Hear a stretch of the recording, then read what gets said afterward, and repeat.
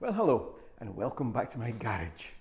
I'm going to do another wee video today about how I make videos. If you remember, I did a couple of videos a few weeks ago. One of the camera equipment I use and one where I was testing the cameras out on the bikes. And a few people were interested in those videos, and they were interested also in how I actually make the final videos and what I use. So that's what we're going to do today. But I thought the way to do it would be to say to actually, well, let's make a video. So we'll make a very simple video today. And we'll basically start in the garage, make a tiny video, and then I'll show you how I would edit that video up on my software. So we've come indoors, and this is how we would go about actually making the video.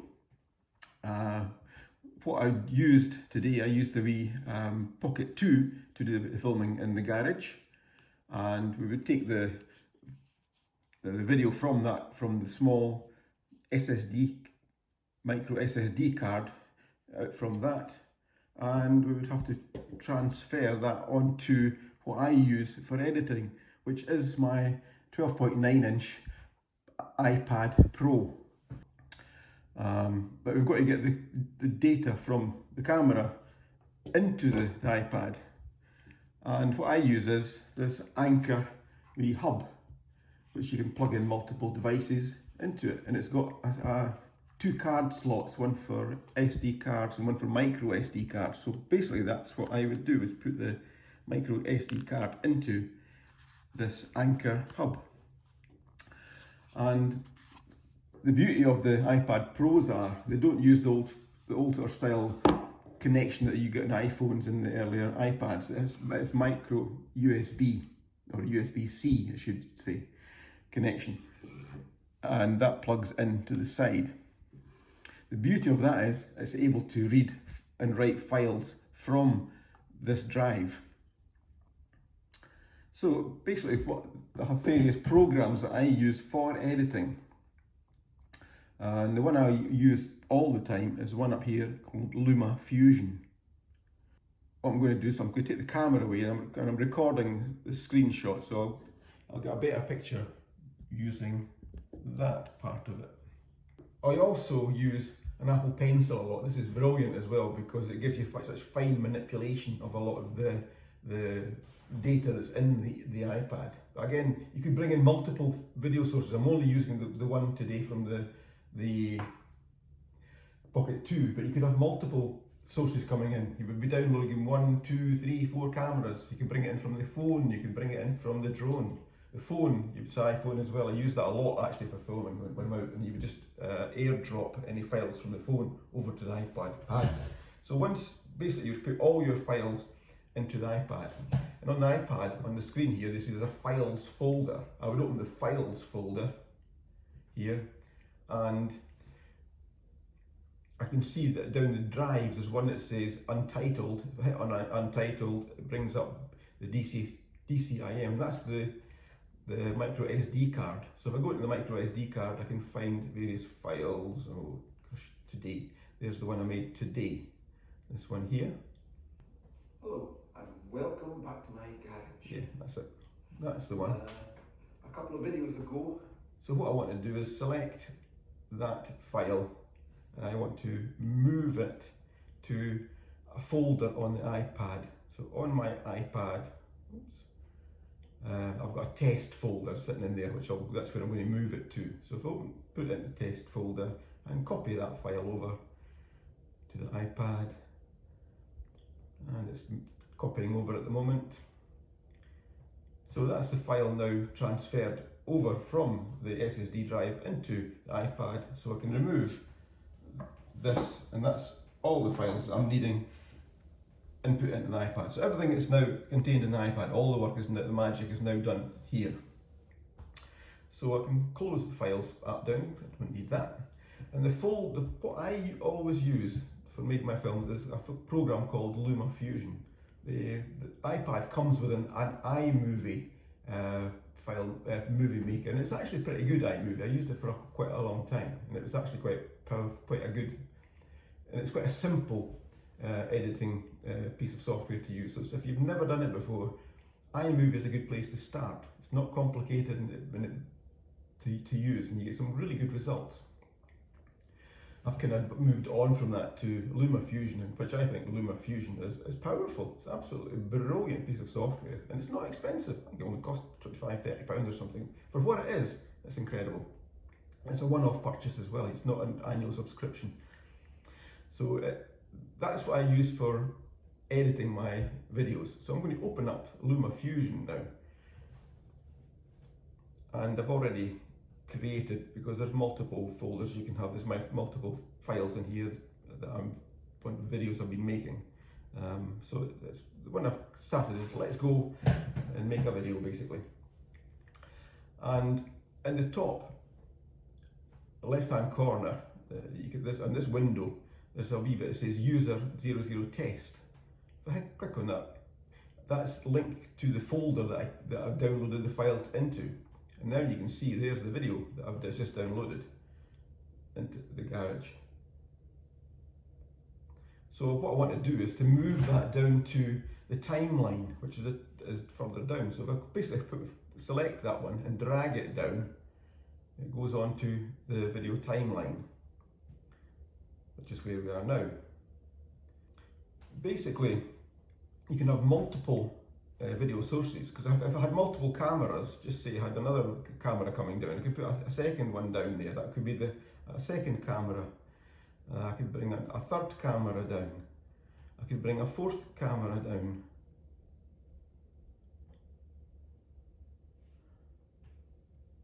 I could bring a fifth camera down.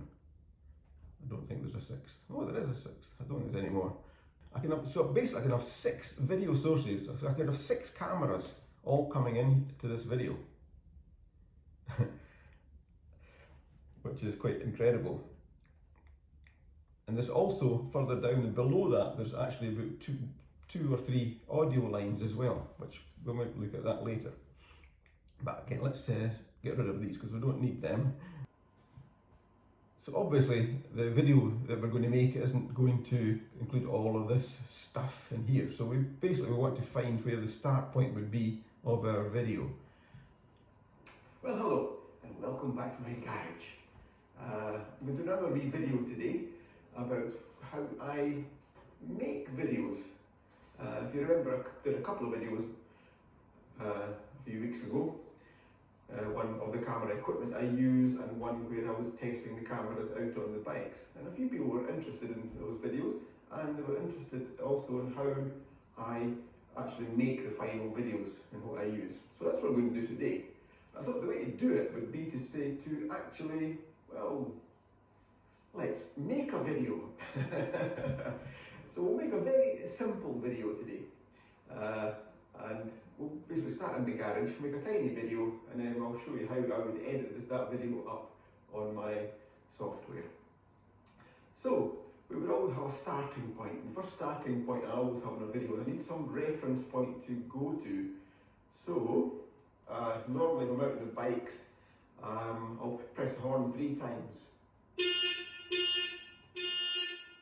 So if I stop the video at this point, as you can see there's the 3 beeps of the horn. And if I had multiple cameras running, I would be looking for these points. So if I'd find it on one point, say there's the middle of that beep. So what I would do is I would cut the video at that point. And then on the line, the video lights further up. Like if I just duplicate that for a minute and just move that along. See, if this was another one, basically I say, okay, that's that one, that's the 3 on the other second camera. So I'd want to cut that one as well at that point. And then basically I would want to line up those together so that you can see that all the video sound would all be in sync, and everything, the sound and the vision would all be in sync with each other. So that's how I would line up all the various video sources if I was using that method. But that's what we would need. So then once I've got the reference point, I would actually do the videoing. So we'll start with here. Hello and welcome back to my garage. Today I'm going to make a short video on my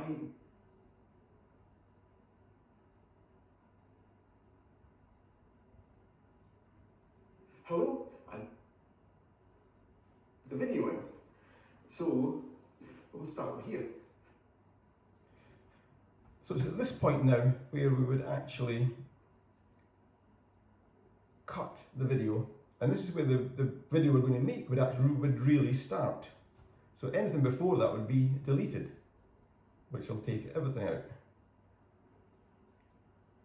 So now you can see we're at the very start of the video, and this is the beginning. Hello and welcome back to my garage. Today I'm going to make a short video on my bikes that I have in my garage, and we'll start over in this corner here.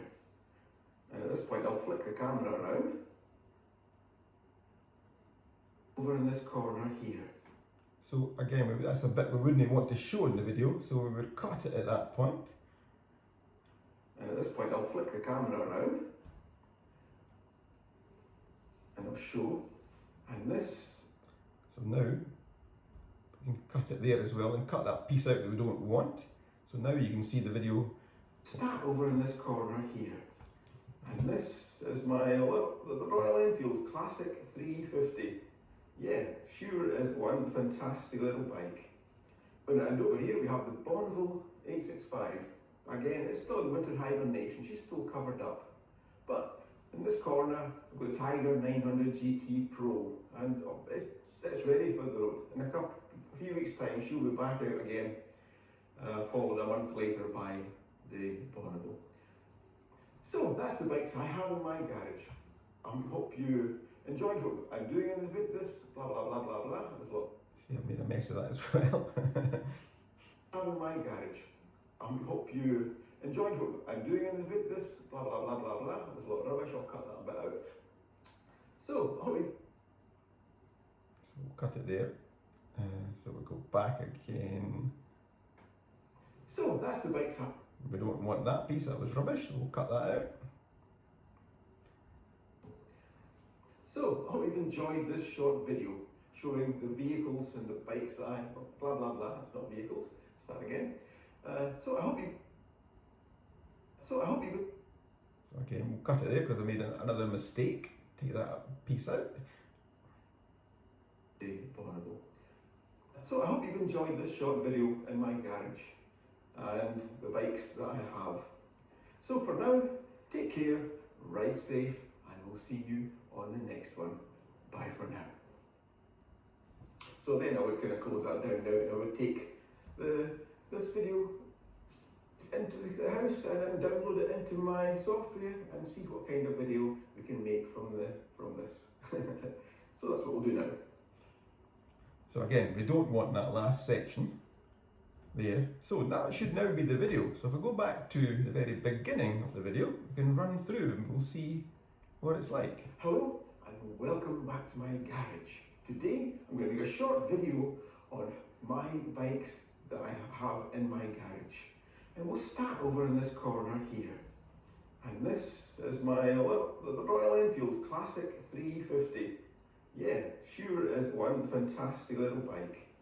And if I pan over to the other side of the garage, and over here we have the Bonneville. So it's a bit messy. Fantastic little bike. And if I pan over to the other. So if I cut that piece out there, I think this will be sound much better. One fantastic little bike. And over here we have the Bonneville 865. Again, it's still in winter hibernation, she's still covered up. But in this corner, we've got Tiger 900 GT Pro, and it's ready for the road. In a few weeks' time, she'll be back out again, followed a month later by the Bonneville. So I hope you've enjoyed this short video in my garage and the bikes that I have. So for now, take care, ride safe, and we'll see you on the next one. Bye for now. So that's basically a short video, which is less than a minute long, that we've created. And you can see how we're going to cut it and manipulate it to actually get various parts in and out. But each of these sections you can do quite a lot with them. For instance, yeah, and just say we want to zoom in more into the Triumph logo in the middle of the bike. So basically we highlight that piece that you want to manipulate and double click it, and it brings up a whole set of properties. In here you can do a huge amount of things. You can put colour gradients on, different colours. There's a huge amount. It's far too much for me ever to go into, but one simple bit you could just say you wanted to say zoom in. So it will start at the beginning of that frame there, and if the last frame you want would be, just say, zoomed right into the tank badge there. And if I went back to the main screen and run that sequence, now you can see back out again, followed a month later by the Bonneville. How it zoomed in. So I hope you've enjoyed this short video. So basically, there's all the cuts that we have in this video here. There's only really 4 or 5 sections, and each one of them you can go into individually and build on a huge amount of pieces. But it's, again, you still want a start and an end to make it look a wee bit more professional. And what I use is another program called Intromate, which is up here on the screen, Intromate. If I open that one up, you can see there's a lot of templates and what sort of things you can use to make introductions. There's a pile of projects. There's a whole pile of projects that I've used in the past, and I still sometimes use some. I think, oh, it was a good one, and I'll go in and I'll change it and manipulate it. But I've made one up for this video, and I'll run this one, and it comes up and says, let's make a video. But you can put different scenes into that as well. There's different medias you can put in. Like media 1, I can add the Enfield. Media 2, I can add the Bonneville. Media 3, I can bring in the Tiger. Media 4, I'll bring in the Tiger Nest YouTube symbol. And if I run the video, that's what we're going to use for the introduction. And again, if you just you can save that, and it'll export it to a photos folder on the iPad. So basically I've made two. I've made a beginning and an end for this video. So if we go back to LumaFusion and go back to the very beginning of the timeline, and if I drag that down and put it at the beginning of the timeline,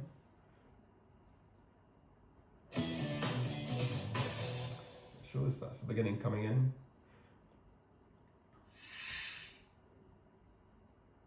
Hello. It now goes into the video. Welcome back to my garage. So now we come to the end of the video. Ride safe, and we'll see you on the next one. Bye for now.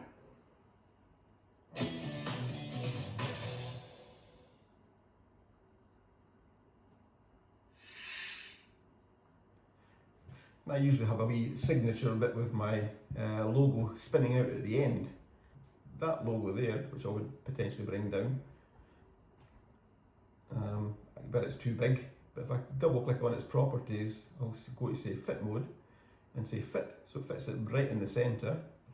There's a wee timeline at the bottom here, so if I go into that timeline, I want to be on size and position, I can make a wee reference point.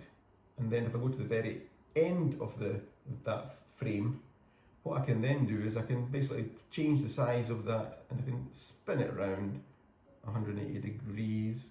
Come on, come round. Get it absolutely bang on 180 degrees. Yeah, 180 degrees. And just put the size down to 0. So now if I go start at that frame and run that frame, it stays to the middle, and then it starts spinning the logo out. So that's now how that wee bit there works. It goes out. There's also, like, so the subscription bar, I can drag that down. I would go say about there, for instance. And at the moment it just looks, that's what it shows. but that's not any good. So I have to manipulate that a wee bit. So I go into the properties of that and I want to crop it. So basically I want to take the top line down.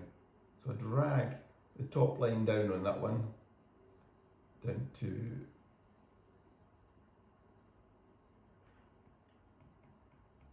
92 is normally the size I make it. And I want to blend that in a wee bit. So there's a wee bit at the bottom that says blending. If we open up blending, you can actually take it away completely, but I like to sit at about 80%. So it still shows a wee bit of the background kind of showing through. So you can, that's how that, basically how that. So I hope you've enjoyed this scrolling bar comes in. It's one I just drag down and slot in. I have. So for now, it's not something I have to create every time. So that's pretty much the video almost finished. The only one bit we'd quite like to add is maybe some music. Music's another bit that's important. Use quite a lot, and you like it in the background. Keep it quite subtle. But one thing you can't do is say, "Oh, there's my favourite song. I'll put that on," because you run into copyright issues. And copyright is, you just cannot do that. You get a copyright strike, and they basically hammer you. So any music that you go on has to be copyright free. I use Epidemic Sound. It's a program that comes up, and you can get lots and lots of different music from it. And again, it's a linked folder. I have downloaded into royalty-free music, for instance. And then I'll look for something I want to use. Yeah, that sounds like a good one. Yeah, it's dramatic. We'll have a dramatic one. So we'll bring that music and we'll put that music track down to the bottom. And again, you can see, you can drag in to 5, 6. Yeah, you can have potentially 6 different audio fields coming in. So now if I play the video, as you can see, there's actually both sounds. You get the sound from the introduction video and you get the sound from the music, and I don't want the sound from the introduction. So if I go into the properties of that, basically I can just bring the volume completely down so it's not showing. And now play the video.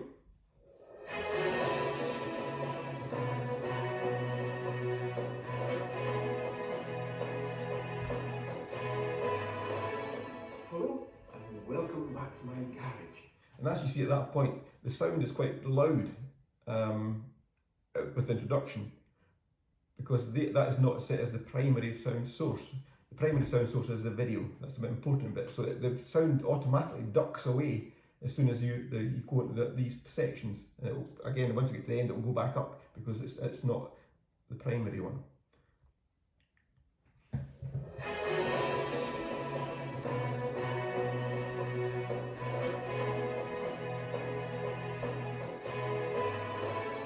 Hello and welcome back to my garage. Today I'm going to make a short video on my bikes that I have in my garage. You on the next one. And I have to just take the volume off that last clip. Bye for now.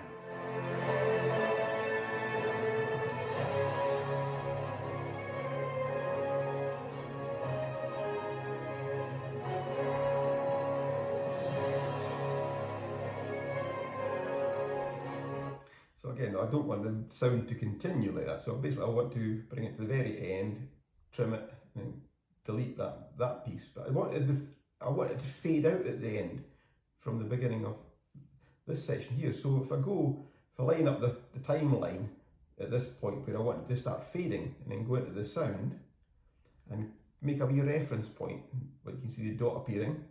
Now if I go to the very end of that track, and if I take the volume down, you can see the volume line is dropping down, so it will fade right away. So now, if I go into this point here and play, And I'll see you on the next one. Bye for now.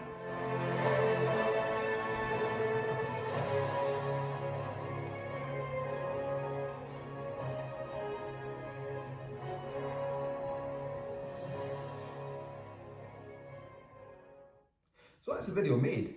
All it's then left to do is basically to finish making the video itself. Go and make a movie, I'll move it, I'll make it into my photos folder. Normally I make the video quality as quality, and I leave all the rest other parts pretty much standard, and then upload it. And it starts writing the movie now. So that's the video made. And to give you an example, this is the video made a few weeks ago, as you probably remember, doing the test out on the bike. And if I kind of condense it a wee bit, it gives you an idea of how much work goes into actually making one of these videos.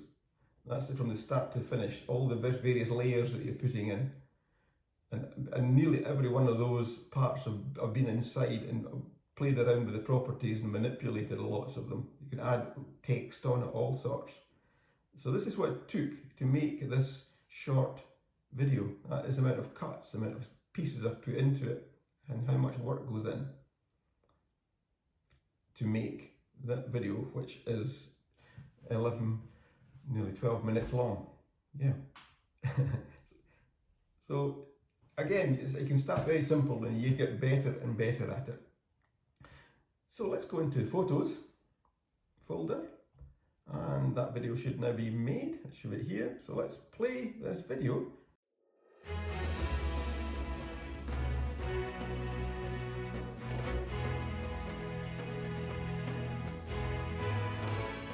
Hello and welcome back to my garage. Today I'm going to make a short video on my bikes that I have in my garage.